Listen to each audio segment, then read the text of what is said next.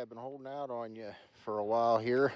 I've had this built for a couple weeks anyway. Ozark Trail, full suspension, FS2 Slalom. I got these I should say this, when it became available on Walmart's website. A few weeks back I noticed it, maybe 3 weeks ago at this point. And I converted this into an electric bike.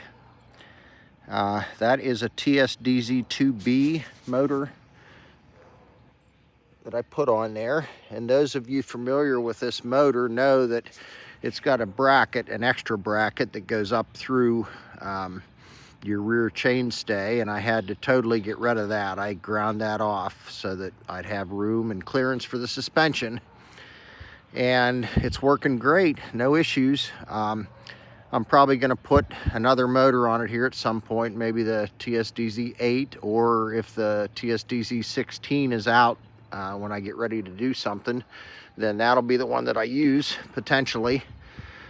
I did put a D&M air shock on there. I believe it was the 190. I can't remember the other dimension at this point. Shout out to Kev Central. He had the information on his YouTube channel, and I went with the dimensions that he recommended, and then I went with the D&M air shock, and it works great. I did have to mount it upside down because the G56 battery that's on there did not have enough clearance when the suspension cycled. So I went ahead and put it upside down, and now I got lots of room for when the suspension goes through its full range of motion.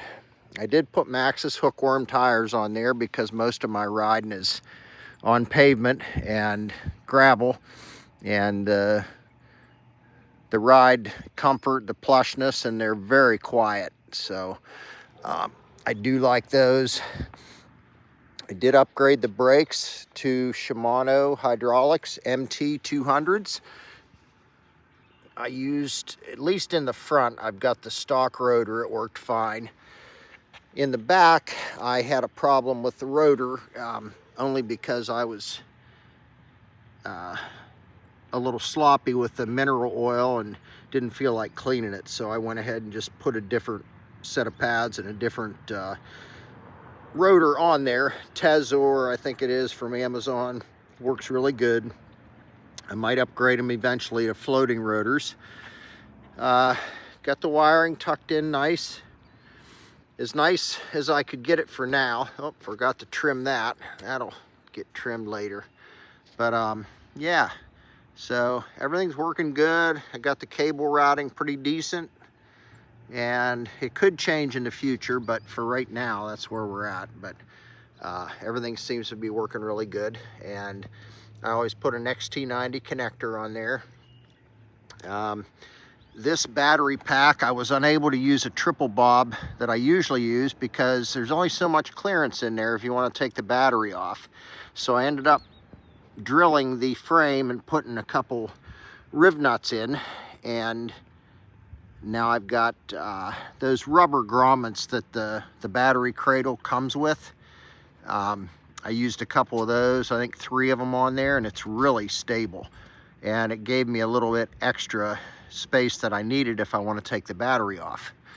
So I did add a dropper. I had a spare dropper at the house. It was very easy to do. It's already got the spot for it to run through the cable, and it works great. It's a KS, I don't know what model it is, dropper I had from another bike. And it works great, and I put some fun grips on there, and I've talked enough that it shut off. But there's our display for the TSDZ2B motor. This motor's got 942 miles on it currently. No issues, runs great. Drivetrain, Shimano Q's 9-speed. It came with that, which really impressed me because most bikes, especially like on a Walmart bike in the olden days, you didn't get quality stuff, and that's like one of the newest drivetrains out on the market, and It shifts fantastic. It's a cassette. And this is a boost spacing bike. This actually has a through axle, which is shocking for a department store bike. And I'm just really impressed with Walmart in the direction that they're going with these bikes. Fantastic value. Just really unbeatable value for what you get. And it's a great starting platform to make it how you want it. You don't have to have $1,000 to have a nice full suspension mountain bike.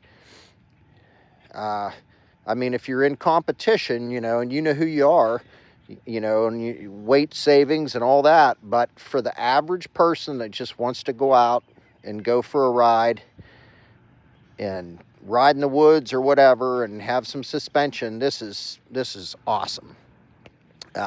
It does come with an XCM Suntour front fork. I got my pump mounted on there for emergencies, but this side looks a little easier to see. But yeah, it's a spring fork. Works well. Doesn't feel, you know, like a wet noodle. It's you know, seems stiff enough. Especially considering the price point. And again, it's one of those things that you can upgrade later on. Super simple. And I put a WTB saddle on there. I wouldn't have had to, but I just had one there already, and I like the ergonomics of that saddle. So I put riser bars on it. The stem is just a touch shorter than what was on there. I shortened that by a little bit. This is a large frame, by the way. I forgot to mention that. I am real close to 6 foot tall, probably shrinking just a little bit, but the bike feels good to me. I don't think I would have wanted anything smaller.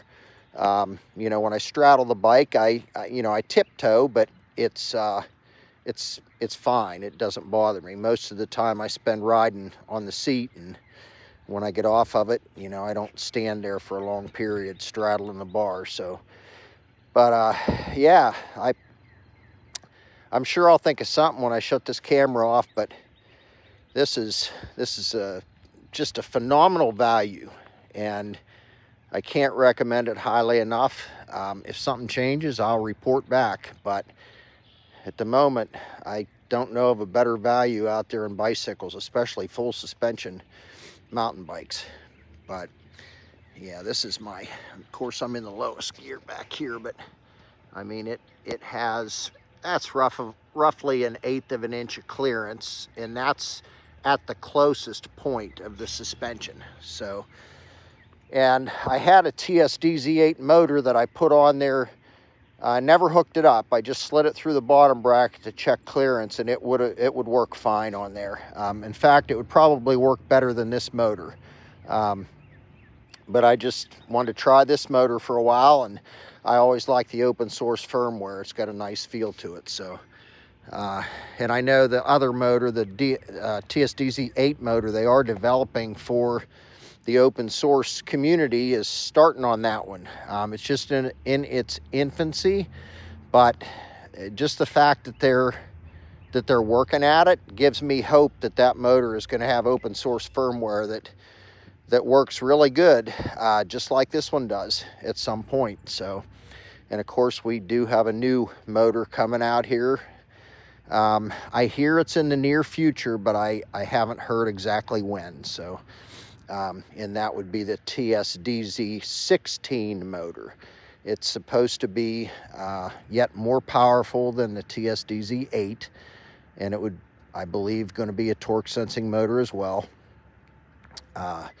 There's some updated things about it, maybe make it easier to install from what I've read. So I don't have anything in hard facts. I wish I did. I'd convey them to you, but that's what I've heard and that's what I understand. So anyhow, and I kind of like, and this won't be for everybody, but you can remove it, but I like that it has a kickstand. It's actually perfect for having it be converted into an electric bike, because it's nice to not have to lay it over. But anyhow, oh, these these rims are tubeless compatible. I don't know if there's a rim strip in there, but it it is, it's on the paperwork, and I believe it might be on the website, if you read the fine print, that the rims are tubeless compatible. So if you had some tires that you could put sealant in and that were tubeless tires, then you could make this thing tubeless. And again, that's another feature that you just don't see on cheap bikes like this. So the front is not boost spacing, but that's something that if you change the fork, you could make that boost spacing up front as well. Very easy. So, and the rear, of course, is already boost. And you can't see, but it does have a through. Maybe the camera will get close enough. That is a through axle. So, but anyhow, I'm sure I've missed some things, but this battery, for those that are curious, G56 battery, this current one is a 48 volt and it is 14.4 amp hours, which is actually 691 watt hours. So I have no idea the longevity, how far I can travel on this one battery, but 14.4 is pretty good for what I would want to do. I can't imagine it would be any less than 30 miles, and probably more, I would think. So, all right, till next time, thanks for watching.